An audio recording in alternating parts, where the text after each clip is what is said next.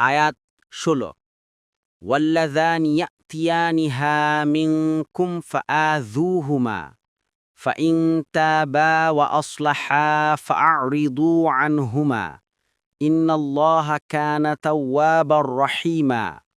অনুবাদ: আর তোমাদের মধ্যে যেই দুজন এতে লিপ্ত হবে তাদেরকে শাস্তি দেবে। যদি তারা তাওবা করে এবং নিজেদেরকে সংশোধন করে নেয় তবে তাদের থেকে বিরত থাকবে।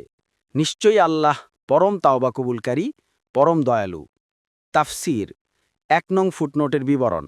ইবনে আব্বাস বলেন, ইসলামের প্রাথমিক যুগে কেউ বেভিচার করলে তাকে তাজির বা অনির্ধারিত শাস্তি দেয়া হতো, তাকে জুতো মারা হতো। পরবর্তীতে নাজিল হল, বেভিচারিণী মহিলা এবং বেভিচারী পুরুষ তাদের উভয়কে ১০০ বেত্রাঘাত করো। সূরা আন-নূরের ২। কিন্তু যদি তারা বিবাহিত হয় তবে তাদেরকে রাসূলুল্লাহ সাল্লাল্লাহু আলাইহি ওয়াসাল্লামের সুন্নাহ অনুসারে পাথর মেরে হত্যা করা হবে এবং এটাই হচ্ছে এ আয়াতে বর্ণিত ব্যবস্থা। তবারি